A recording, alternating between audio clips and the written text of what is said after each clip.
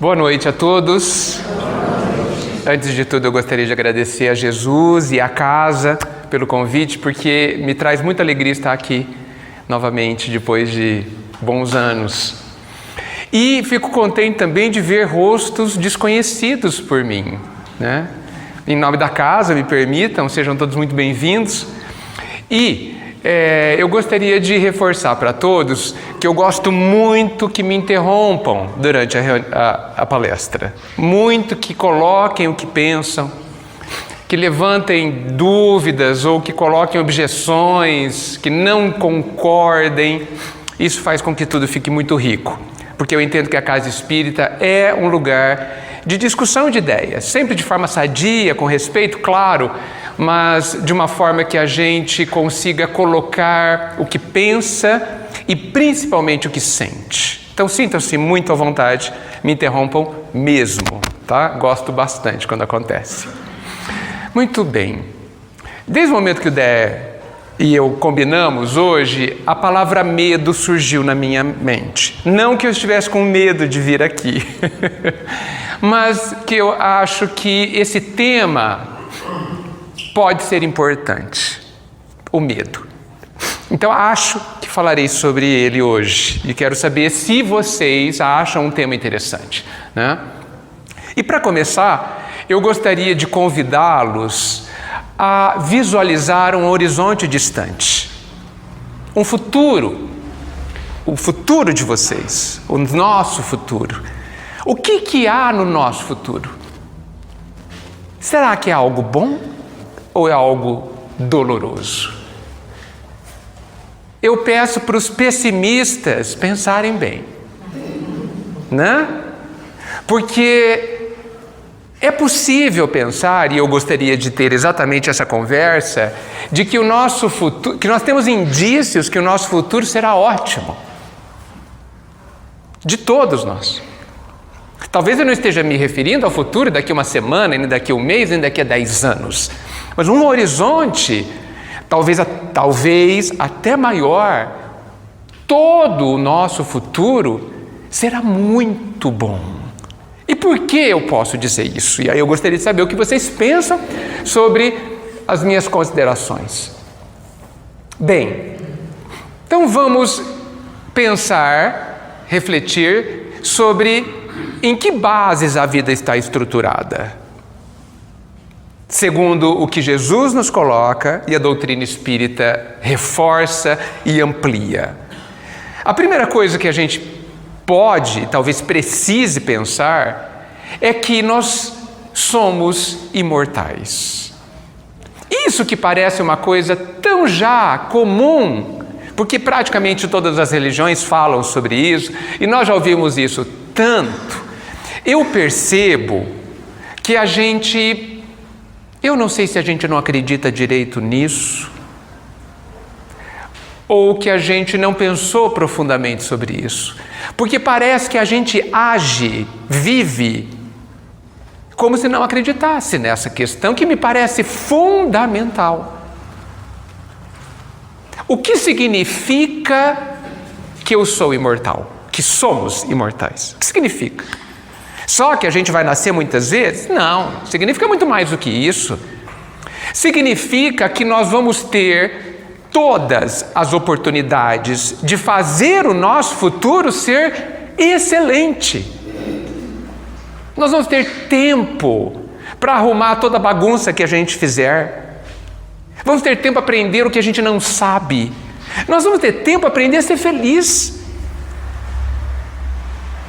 Então, o fato de não haver limites para nós, em termos de tempo, é muito significativo. Todas as pessoas que eu não vejo, eu verei. Todas as pessoas que eu me separei momentaneamente, momentaneamente.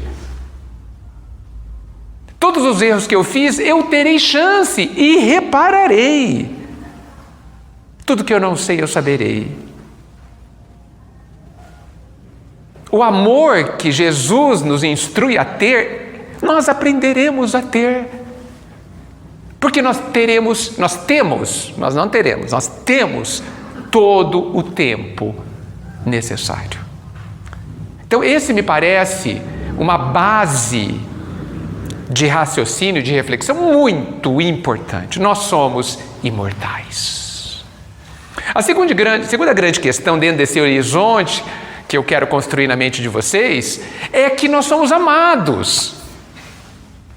Eu não sei se alguém duvida disso. Não sei se alguém... Eu acredito que muitos de nós não sintamos o amor divino, mas não porque ele não exista, não porque ele é fraco, mas é porque a gente talvez não tenha desenvolvido a capacidade de sentir isso. Mas se a gente observar com cuidado, é possível que a gente perceba como é que ele se manifesta. Como é que o amor divino se manifesta? Na minha vida, na vida de cada um de nós. É preciso que a gente saiba. Porque a gente vai ficar acreditando que dizem que o Pai nos ama? Ou nós vamos querer ter convicções de que isso é uma realidade na nossa vida? Nós precisamos saber. Porque isso é essencial. Eu estou sozinho na caminhada ou tem alguém muito amoroso comigo? Eu preciso saber disso. Porque é muito mais complicado caminhar sozinho. É muito, muito complicado eu imaginar que eu tenho para contar apenas as minhas forças, porque as minhas forças são bem fraquinhas. Não adianta eu contar só com as minhas forças, eu não vou muito longe. Não vou muito longe. Mas se tem uma luz para me orientar, se tem uma força amorosa, se tem uma sabedoria suprema para me guiar, a conversa é outra. Sabe aquela frase do para-choque de caminhão que eu gosto muito? Eu não sou o dono do mundo, mas sou o filho do dono. Somos nós, gente. Nós não somos pouca coisa, apesar de, infelizmente, nos considerarmos bem inferiores. Mas nós não deveríamos, no meu entendimento. Ignorantes, com certeza, mas não inferiores. Porque o material do qual nós fomos feitos é divino. Nós temos uma origem divina. Nós temos a presença do Pai dentro de nós. O sangue que corre em nossas veias espirituais, se é que ele tem alguma, né, é um sangue nobre, usando uma expressão toda humana. Então esse é um outro ponto muito importante. Eu não estou sozinho no caminho. O mundo pode me virar as costas, mas isso não é tão importante assim. Porque eu sei, eu preciso saber, e saber é muito mais do que acreditar, de que a vida está a meu favor. Isso não é sério, gente? Muito sério. Duas questões que mudam uma vida. Que quando eu estiver numa situação que eu considero difícil, eu tenho essas duas questões como alicerces para que eu continue. Porque como eu estava conversando com o Dalton ali atrás, continuar é imperioso. Podemos cair, muitas vezes, mas nós não podemos deixar de levantar. Podemos parar de vez em quando, mas nunca podemos deixar de prosseguir. Tanto que Jesus disse assim: vai e não peques mais. A gente só lembra do não peques mais. Mas é preciso lembrar que ele disse: segue, vá. Por que ele disse isso? Alguém imagina? Por que é tão importante? Porque Jesus não dá ponto sem nó, viu, gente? Tudo que ele diz, cada suspirada, cada vírgula, tem uma sabedoria extremamente importante. Por que é importante que eu siga? Porque ao caminhar, eu me insiro dentro das possibilidades de aprendizado. Quem nada faz, possivelmente nada aprende. Talvez a única coisa que a gente aprenda em nada fazer seja aprender que não é bom nada fazer. E o resto? O resto é fazendo. Fazendo errado, fazendo certo, tentando, indo para o lado errado, indo para a esquerda, para a direita, para cima, para baixo, não importa. Siga. E eu me apoio também na parábola dos talentos, quando o senhor da parábola recrimina quem escondeu o talento, quem nada fez com o talento que recebeu. É possível pensar nessa parábola que se alguém tivesse usado o talento e ficado devendo, porque talento era uma moeda na parábola, e ficado devendo, o Senhor fala assim: pois eu pago a dívida e te dou mais, porque você fez algo. Por isso que o medo é um péssimo conselheiro, porque ele tende a nos paralisar. O medo, no meu entendimento, é pior que o remorso. Minha escolha. E olha que o remorso dói, vocês sabem, né? Tomara que não. O medo dói, o remorso dói muito, mas eu prefiro o remorso ao medo. Porque o medo tende a anular todas as nossas forças. O medo é paralisante. O medo parece que nos desintegra por dentro. Por isso que ele é tão perigoso. Porque ele talvez corte as nossas conexões com tudo isso que eu estou dizendo até agora. Com a nossa percepção de imortalidade, com a nossa convicção de que somos amados, porque o medo nos diz que nós não podemos. É isso que ele diz. Então ele é muito perigoso. Eu não estou falando do medo que nos protege. Eu não estou falando do medo do fogo, do medo de pular um buraco, não estou falando disso. Estou falando do medo estrutural, daquele medo de viver. Este é muito perigoso. E nós precisamos estar muito atentos a ele, principalmente em meio a uma pandemia. O que pior pode acontecer numa pandemia como essa que estamos vivendo, gente? Alguém pode me dizer? Só isso. É o mais grave?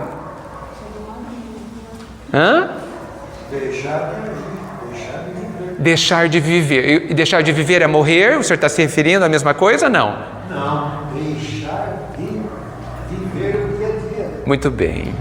Há uma diferença brutal entre deixar de viver e morrer. Não. Muitos de nós continuamos vivos e deixamos de viver. Como diz por aí, só falta enterrar. Né?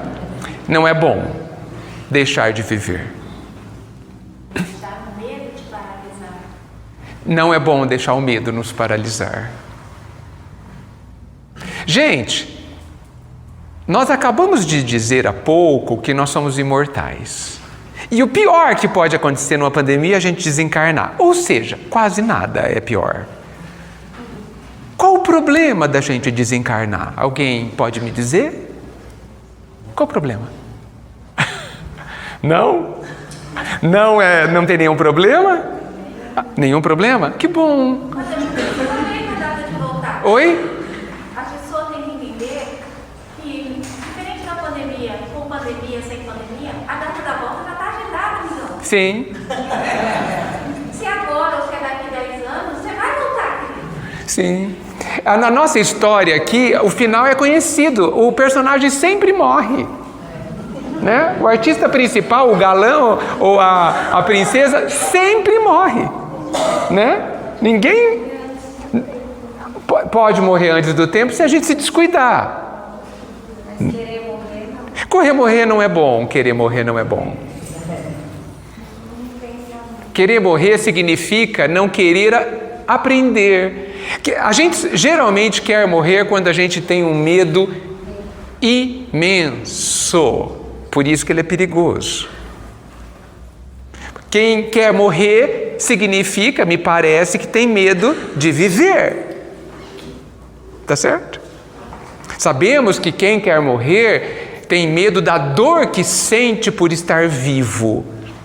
E muitas vezes talvez eu possa dizer todas as vezes, que a gente não quer viver o que a vida nos dá, é porque a gente não entendeu o que ela nos deu. Geralmente. Não sei se vocês concordam. É porque a gente não compreendeu o que a vida está nos dando.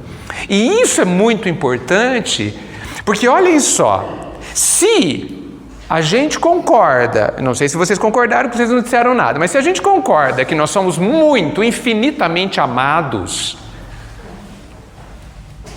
e esse ser, esse coração infinitamente amoroso, permitiu, oportunizou que eu vivesse o que eu estou vivendo, mesmo que seja alguma coisa bastante dolorida, é porque deve ter algum sentido, alguma coisa importante, alguma coisa boa no meio da experiência difícil que a gente está vivendo.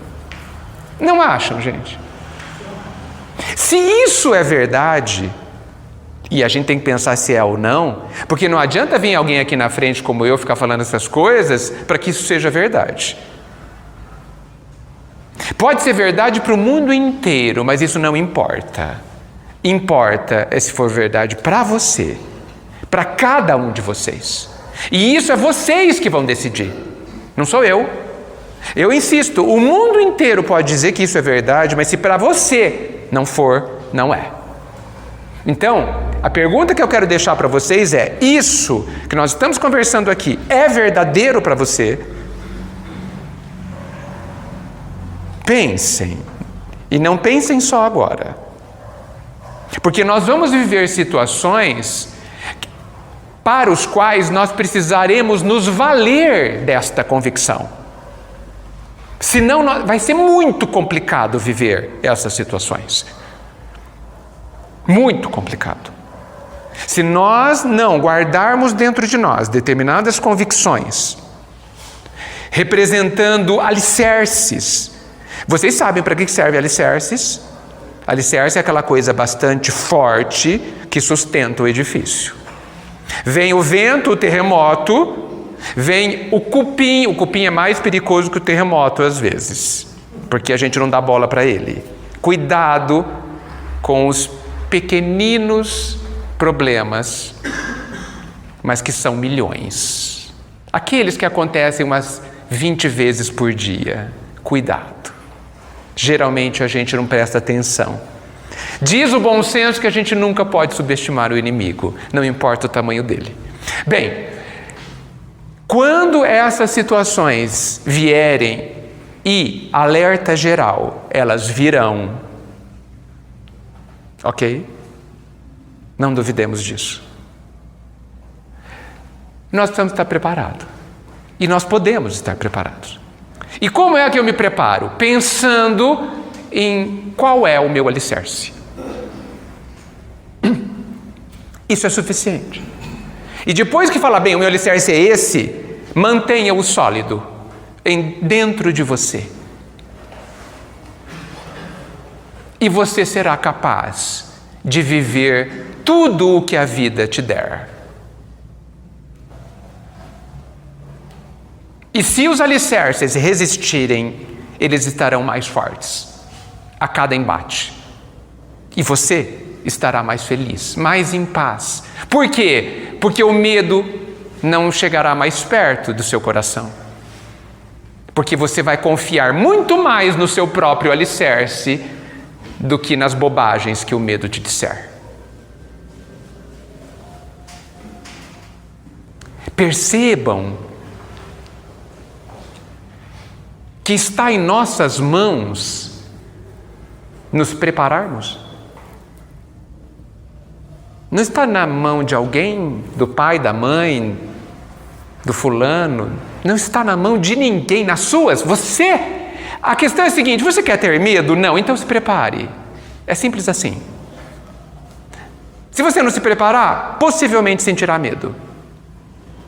Por quê? Porque sabe que seu alicerce é fraco. É por isso que sentimos medo. Porque não confiamos em nós. Porque confiar em Deus, gente, hoje em dia está bem fácil. Muito fácil confiar em Deus. É muito fácil confiar em alguém que é super. Não é? Ele é super em tudo. É fácil confiar. Agora, confie em alguém imperfeito como você. Por isso que Meimei, numa mensagem chamada Confia, ela diz que dos tristes, os mais tristes, então olha, de todos os tristes, os mais tristes são aqueles que não confiam em si mesmo.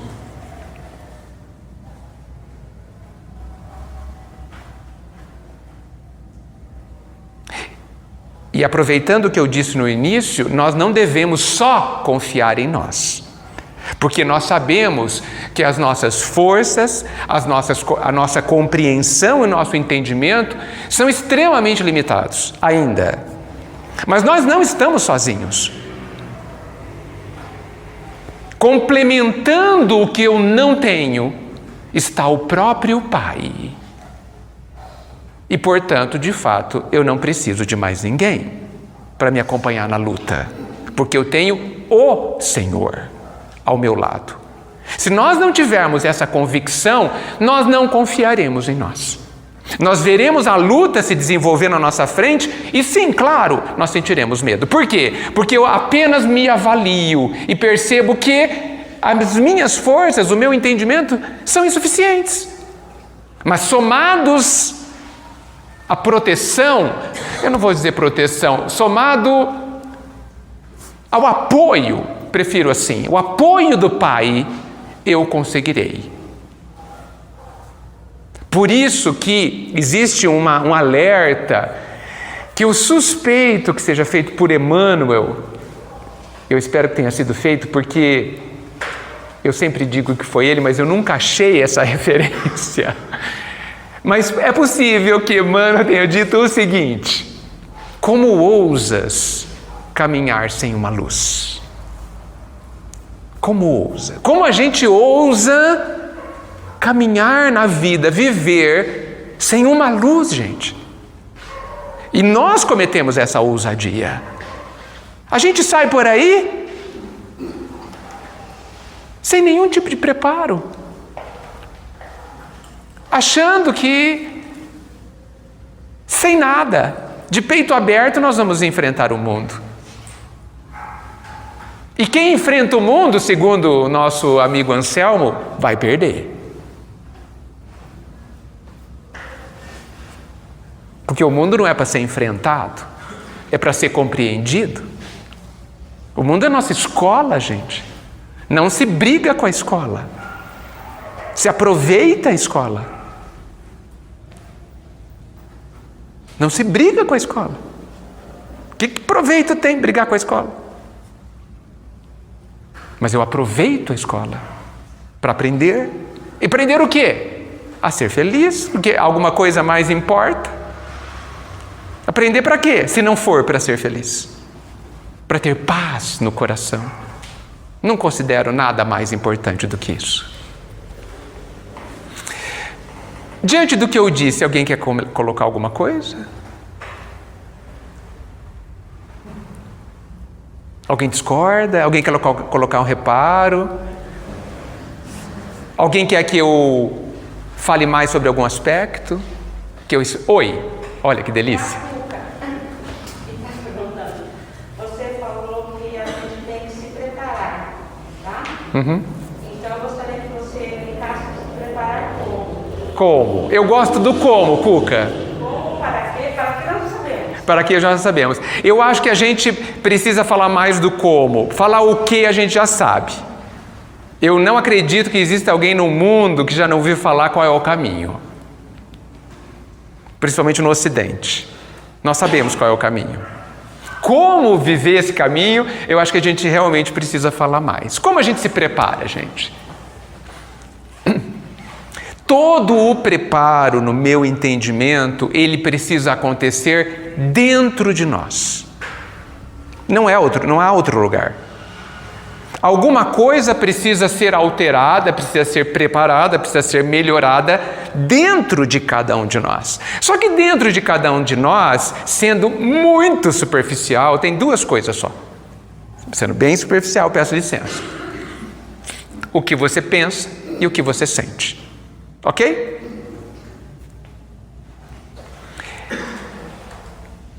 E aí estão os meus dois problemas.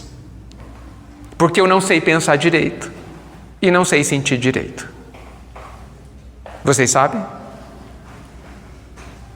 Eu não sei. Entendo que a escola onde eu estou, ou seja, a vida encarnada, ela pretende educar, me ajudar a educar exatamente esses dois itens: o que eu penso e o que eu sinto. Ou seja, a preparação está na nossa atenção a esses dois itens. Primeira pergunta: o que eu penso me faz bem? Não faz? Joga fora. Simples assim. Não é simples fazer isso, mas o que fazer é simples. Eu preciso reeducar o que penso. Porque o meu pensamento é pessimista, é ansioso, fala de tudo que vai dar errado, mesmo que nunca dê. Tem uma frase sobre isso que os ansiosos odeiam, que diz assim: passei por muitas tragédias na minha vida, algumas até aconteceram.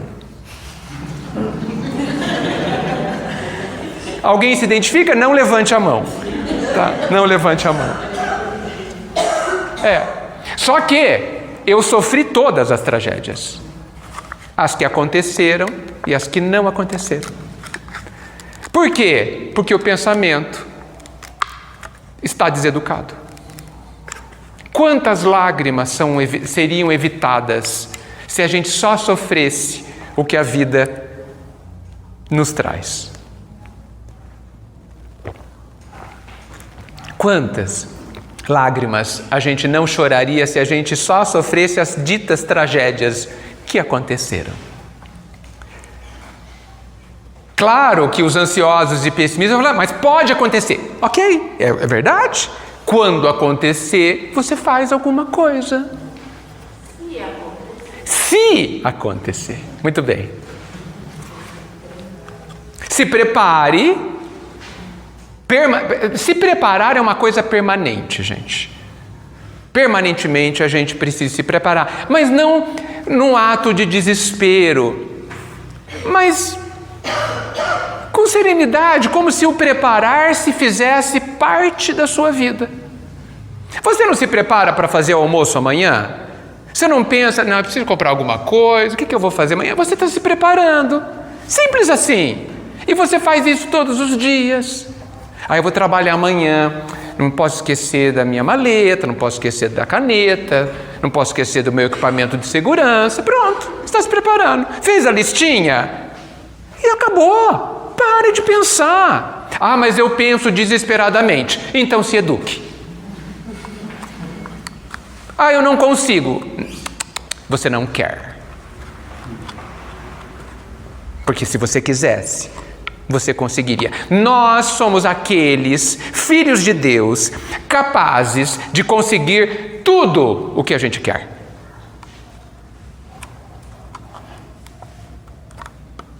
Porque essa ideia que venderam pra gente, que mudar-se é difícil, eu não concordo. Mudar-se não é difícil. O que é difícil é a gente querer mudar, é completamente diferente. E eu me apoio, inclusive, na resposta terrível que os espíritos deram a Kardec à pergunta 909. Porque é uma resposta terrível. E eu não vou contar qual é, para vocês lerem. É a resposta mais terrível, no meu entendimento, do Livro dos Espíritos. Nós poderíamos dormir sem essa resposta. Tanto que a primeira vez que eu li, eu falei assim: essa pessoa que falou isso não viveu na Terra. Não sabe o que é estar encarnado. Não é possível. Mas eu tenho que me render à resposta, porque ela é muito sábia e muito verdadeira. E é por isso que eu digo que mudar é fácil, porque a gente muda quando a gente quer. Basta termos um bom motivo, a gente muda com alegria ainda, sorrindo. E hoje, então não mudamos porque a gente não quer. E está tudo bem. Está tudo bem. Mas a gente precisa ter claro isso. Então a preparação envolve educar o que se pensa e educar o que se sente. Como é que se educa o que se sente? Primeira coisa, o que você sente, você vai continuar sentindo. Se eu sinto raiva de alguém quando alguém fala alguma coisa, muito possivelmente você vai continuar sentindo raiva pelos próximos 10 anos, todas as vezes que isso acontecer. Mas você pode rapidamente educar o que você vai fazer com a raiva. E isso está nas suas mãos. E isso você pode mudar bem rapidamente. O que você faz com a sua mágoa? O que você faz com o seu medo? O que você faz com o seu desejo? O que você faz com a tentação que te tenta? Isso é você que decide. Porque normalmente nós decidimos na frieza dos nossos raciocínios. Eu não estou falando daquele ato impulsivo onde a gente está com raiva e sai gritando. De repente, muitas vezes nós vamos fazer isso durante muitos anos, porque eu estou falando de atos impulsivos e impulsionados por um sentimento muito forte. Mas, até esses precisarão ser educados com o tempo, e nós vamos ganhando força sobre eles. Vamos pegar os sentimentos que não são tão impulsivos assim. Nossa, eu estou com muitos ciúmes de tal pessoa agora. Só que a pessoa nem está por perto. Então, observe o que você está sentindo. Puxa, eu estou sentindo ciúmes, isso é bom? Não, não é bom, não me faz bem, eu estou sofrendo. Então pare de sofrer. Como? Briga com os seus ciúmes. Diga que ele está errado. Diga que não tem nada a ver, que ele não faz o menor sentido, que você não é dono de ninguém, e etc, etc. Que outra pessoa tem o direito de fazer o que ela quer, e que esse sentimento não te faz, nem te fará feliz. Isso é brigar com o sentimento. Isso é não dar força a ele. Ao fazer isso, nós estamos nos preparando. Porque a vida, gente, ela é tão sábia que ela faz, na verdade, as escolas faz como a vida faz e não o contrário. Como que a gente faz nas escolas? A gente dá o exercício fácil e depois o difícil, tá certo? A vida que nos ensinou isso. A vida, então, nos dá os exercícios fáceis primeiro. Sabe, esses ciúminho bobo, esses medinhos bobos, esses desejos bobos, para que a gente se exercite nos fáceis. Porque eles vão ganhando dificuldades. Os exercícios vão ficando mais pesados. E se você errou os primeiros, possivelmente errará os outros também. O triste é perceber que a gente nem percebeu que aqueles lá eram exercícios para nos fortalecer. Nem percebeu. Porque muitos de nós, quase todos de nós, não entendemos o que é a vida encarnada. Muitos de nós pensamos que aqui é um parque de diversões, que a gente veio aqui para se divertir. Pode se divertir, evidentemente. É necessário também se divertir. Mas, na maior parte do tempo, nós estamos aqui para aprender. E para aprender é preciso esforço. Não há alternativa. Se alguém quiser folgar por aqui, vai chorar.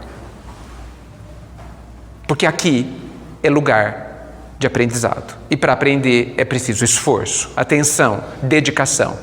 Para alguém, para Deus, não. Por você.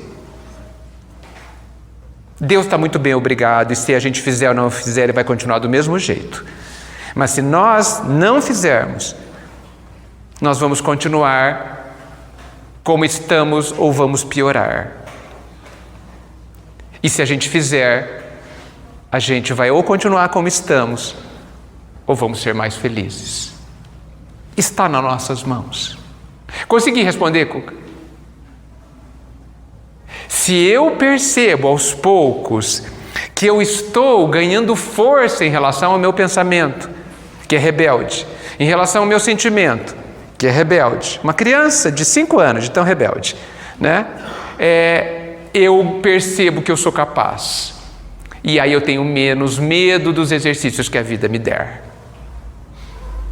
Isso significa, no meu entendimento, estar preparado. Estar sendo preparado, inclusive.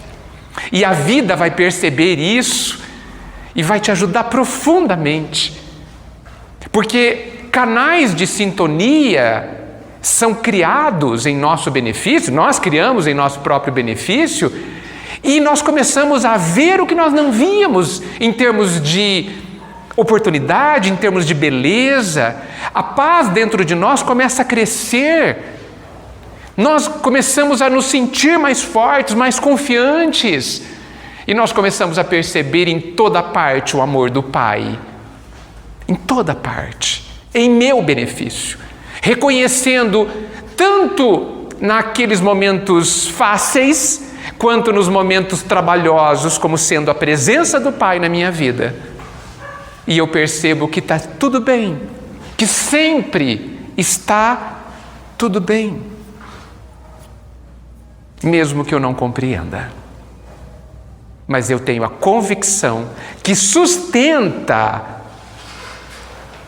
o entendimento de que se esse momento é mais trabalhoso para mim, se eu nem sei como viver este momento, eu sou capaz de aprender. Essa é a terceira coisa dessa base que eu citei no começo. Eu falei da imortalidade, eu falei do amor divino e agora eu falo da nossa capacidade de aprender. Nós fomos feitos com essa grandeza, a imensa, total capacidade de aprender o que for necessário aprender. Essa capacidade está dentro de cada um, de vocês e de mim, de todos nós. Cabendo a nós mobilizar a nossa vontade para usá-la ou não. Você decide se você vai usar. Mas ela está lá, à sua espera. E isso significa que mesmo que a vida me dê um exercício que eu não sei nem começar a resolver, eu sou capaz de aprender a entendê-lo e depois a começar a resolvê-lo. Eu sou capaz. Então, eu lanço para vocês a reflexão de que, se vocês são imortais, se você é profundamente amado pelo Pai, e se você é infinitamente capaz de aprender, a pergunta que eu deixo é: o que te falta? O que você não tem que te impeça de conseguir ser feliz? O que você não tem que te dará realmente medo? Porque a imortalidade, ela também me diz que tudo passará, que os momentos mais difíceis passarão, terminarão, porque tudo aqui na Terra é temporário, tudo, menos o que você coloca dentro de você, de bom, porque o que você coloca dentro de você de ruim também passará. Você não vai conseguir manter isso dentro de você por muito tempo, porque vai doer. E você vai querer expulsar todo o desequilíbrio que a gente construir dentro de nós. Pode demorar muito tempo, mas nós iremos querer chegar perto da luz. A gente vê isso na natureza. Se a gente for lá fora agora e tiver um poste aceso, a gente vai ver um monte de insetos em volta, né? Por que eles estão lá? Porque eles são atraídos pela luz. Tudo na natureza é atraído pela luz. O girassol, todos os insetos, os animais, nós também. Não exatamente só pela luz solar, mas pela luz do amor do Pai. Tudo é energia. Tudo. E tudo nos atrai para essa energia maior que nos alimenta, na verdade. E para a qual a gente mobiliza tudo que a gente faz. O assunto central na nossa vida é o amor. Não é, gente? Tudo gira em torno disso. Ainda a gente está se debatendo no amor um com o outro. Se debatendo é a palavra boa, né? Porque a gente vive se debatendo nos relacionamentos afetivos. Mas no final das contas, a gente está em busca desse amor maior que nos preencha. A resposta também sobre isso já está dada no Evangelho. Resta-nos compreendê-la. Mas estou falando muito. Quem mais gostaria de falar alguma coisa? Ficou mais fácil, gente, a gente viver a pandemia? Ficou mais fácil? Eu moro em Curitiba, agora eu estou aqui. Lá no começo da pandemia, que era uma coisa muito nova, a gente chegava, tirava toda a roupa na área de serviço, já ia sem roupa no banheiro, tomar banho, lavar o cabelo. Era uma loucura, uma neurose. Depois foi, hoje não, você põe uma máscara. E está tudo bem. E nem tem medo mais. Eu, pelo menos, não tenho medo. Edgar, Oi. acho que daí nos leva a um questionamento que ela falou. Questionamento talvez não, mas no meu entendimento, acho que medo a gente só tem medo daquilo que a gente não entende e que a gente não conhece. Por isso, se exercitar para aprender, talvez a não ter medo do que vem pela frente, né? Do desconhecido. Exatamente. Muito bom você ter colocado isso. Porque veja, na nossa imensa ignorância, quase tudo é desconhecido. Não é? Tanto que quando eu falei de futuro, eu tenho certeza que muitos de vocês ficaram com medo, porque o futuro aparentemente é desconhecido, mas ele não é desconhecido. Nos detalhes ele é, mas de forma geral ele é muito conhecido. Nós temos uma lei que rege o futuro. Temos uma lei que rege o que acontece no presente, no passado e no futuro. Qual lei? A lei que diz que o que a gente planta hoje, a gente colhe amanhã. Então eu sei qual é o futuro. Basta eu observar o que eu estou plantando hoje. Simples assim.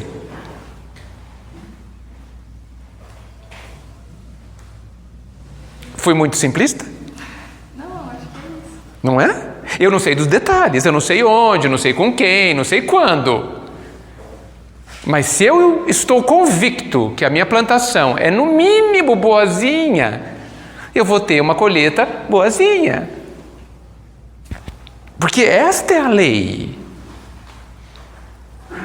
Uma lei que nos foi dita, explicada e que a gente pode e deve verificar no dia a dia se ela é assim que funciona. Deve verificar para ter convicção, muita convicção de que ela é verdadeira e que ela funciona. Porque no final das contas, eu estou fazendo um investimento no hoje, porque eu quero um amanhã melhor. Eu estou investindo na minha própria educação, a autoeducação emocional e racional, intelectiva, porque eu quero um amanhã melhor. E eu espero que esse investimento não seja em vão. E por que eu entendo que não é em vão? Porque eu estou convicto do funcionamento desta lei. Isso é muito importante. Muito importante. Então, a gente começa a pensar que o desconhecido não é tão importante assim. Porque seja como for que ele seja, ele vai ter que obedecer à minha colheita. Entende? Ele não é tão desconhecido assim. Não é tão desconhecido. Na parte principal ele é bem conhecida. Só que eu acho que o que pega na questão do medo é que você falou da gente plantar, da gente colher, mas não necessariamente a gente vai, às vezes a gente está tentando plantar uma coisa boa hoje e a gente se depara um pouco mais pra frente com alguma coisa ruim. Se depara? Por quê? Então, mas às vezes pode ser uma coisa que a gente plantou em outras vidas. Sim, né? sim. Talvez, porque a gente não sabe o que a gente fez. E não precisa saber. E melhor não saber, tá? Melhor não saber. Melhor não saber. Mas aí fica aquela questão de, nossa, mas eu tô fazendo tudo Então, por quê? Por que acontece comigo algumas coisas? Nós não acabamos de dizer que tudo que acontece comigo é bom? Olha, eu estou falando isso, e quando eu sair daqui, se eu tropeçar ali e quebrar a perna, fiquem para ouvir eu dizendo assim, foi a melhor coisa que aconteceu hoje. Nossa, que bom, meu Deus, eu estava bem precisando disso mesmo, eu só não sabia. Eu vou ser obrigado a falar isso, inclusive. Tem uma parábola que eu acho que o Dé já falou várias vezes, que é o que bom, que mal, quem sabe, né? Sem dúvida, você contou a história do cavalo, não sei o quê. Muito bem, sem dúvida. Gente, a nossa ignorância é tal que a gente nem sabe classificar. Veja, eu acho que uma forma de tentar compreender isso é a seguinte. Se eu estou numa escola, na escola tem exercícios, certo? Então tudo que acontece é um exercício. Se eu quebrei a perna, este é o exercício. Se eu não quebrei a perna, este é o exercício. Se eu não tenho dinheiro, este é o exercício. Se eu tenho dinheiro, este é o exercício. Se eu não tenho saúde, é um exercício. Se eu tenho saúde, é um dificílimo exercício. A gente pensa que o exercício difícil é não ter saúde, né, gente? Todo mundo pensa assim. Quando a gente tem saúde, a gente consegue transformar essa saúde em felicidade? Ou a gente continua reclamando? Então a gente não sabe viver a saúde. Por isso que a gente a perde. Então perder a saúde é extremamente benéfico, porque a vida quer que eu aprenda a viver com saúde. Então quando eu não tiver saúde, eu falo assim, eu preciso dentro dessa lógica, falar assim, muito bem, parece que este é o meu exercício. O que eu preciso aprender que eu não sei? Definitivamente não sei. Porque se eu soubesse, aquele exercício não ocorreria. Ele não fazia sentido. Nenhum professor pede para um aluno de engenharia fazer a soma de 2 mais 2. Não tem o menor sentido. É um insulto, inclusive. Então, tudo o que nos acontece realmente é bom. E por que eu sofro? Exatamente. Porque eu não quero. Porque eu sou mimado. Síndrome de coitado. Oi? Síndrome de coitado. Síndrome de coitado. Porque eu quero do meu jeito. Da mesma forma que a criança de 5 anos quer do jeito dela e os pais não deixam. Quando ela vai se prejudicar. Da mesma forma que a criança de 4, 5 anos fala que não quer de jeito nenhum ir para a escola, quer continuar brincando com seus brinquedos. E ele vai para a escola nem que seja arrastado, certo? Não é assim. Oi? Hoje em dia não está mais assim. Uma pena, né? E ele vai chorar, vai espernear, vai falar que não gosta do pai e da mãe, e ele vai na escola do mesmo jeito. Certo? A gente vive falando para Deus que a gente não gosta dele, que ele é mau, não sei o quê. Ele não está nem aí, gente. Lamento, essa tática não funciona. Por quê? Porque nós somos a criança de 5 anos que não sabe o que pede. Que não consegue, como a criança de 5 anos não consegue saber a importância da escola. E que ela sofre? Sim, ela chora de verdade. Mas é melhor esta dorzinha boba do que a dor verdadeira aos 30 por não saber ler. E o pai usa isso conosco. Os nossos mimimi, ele não está nem aí. Pode espernear à vontade. Depois vocês me agradecem daqui a alguns séculos. Então, se acontecer alguma coisa, e vai acontecer alguma coisa que a gente não quer, é porque a gente não aprendeu ainda. É porque a gente não entendeu que esse amor do Pai não é um amor que atende às infantilidades da criança, que somos. Mas é o amor do Pai, de um Pai que confia tanto na nossa capacidade de ser feliz e que não admite a felicidade medíocre que a gente acha que é super. Quando a gente está bem, ele fala, mas só isso? Tem muito mais felicidade à sua espera, vamos. E aí ele vai lá e bagunça tudo. Para tirar a gente daquele lugar de conforto e fazer a gente prosseguir. Claro que ele não precisa fazer isso se a gente, mesmo feliz, continuar andando.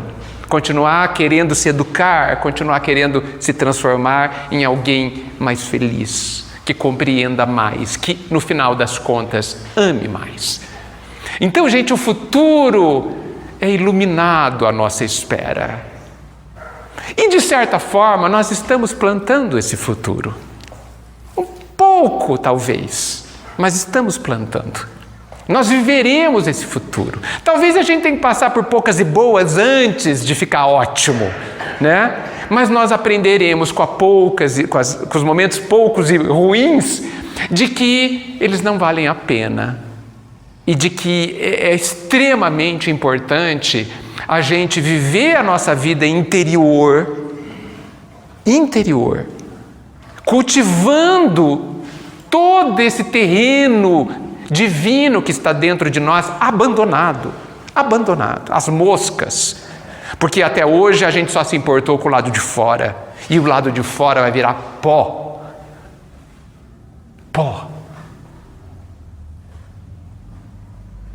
E só vai continuar construído o que nós construímos lá de dentro. Por isso que Jesus não se cansa de dizer que é importante que a gente dê importância ao que é sólido e não ao que desmancha no ar. Que são tantas coisas que a gente gasta a vida buscando. Então, gente, e eu vou terminar, nós precisamos, no meu entendimento, e eu deixo para a reflexão de vocês, olhar para esse futuro, fortalecer nossos alicerces, nos preparar cotidianamente, todo instante. E quando receber os exercícios, principalmente aqueles que doem, principalmente aqueles que dão medo, ficar em paz, porque eu não estou sozinho. Mas eu não sei nem começar. Respira fundo e faça o que você pensa que está certo. Isso basta. Faça o que você pensa, né? Não faz assim no impulso. Faça o que você pensa que está certo, baseado no seu alicerce, não é baseado nas coisas do mundo, baseado no seu alicerce. Por isso que é importante viver um mundo interior, onde você consegue ouvir finalmente a voz de si mesmo, a voz que é a sua bússola da sua consciência. E já dando uma dica para encerrar, quando você tem 2 caminhos e não sabe para qual ir, escolha o mais difícil. Geralmente é o mais certo. Tá bom? Muita luz no coração de todos. Que nós consigamos sentir a presença divina em nós, não somente aqui e agora, mas em toda parte, em toda hora, porque Ele nos ama tanto que Ele está de fato conosco. Só precisamos perceber para estar em paz. Que Jesus nos abençoe. Obrigado.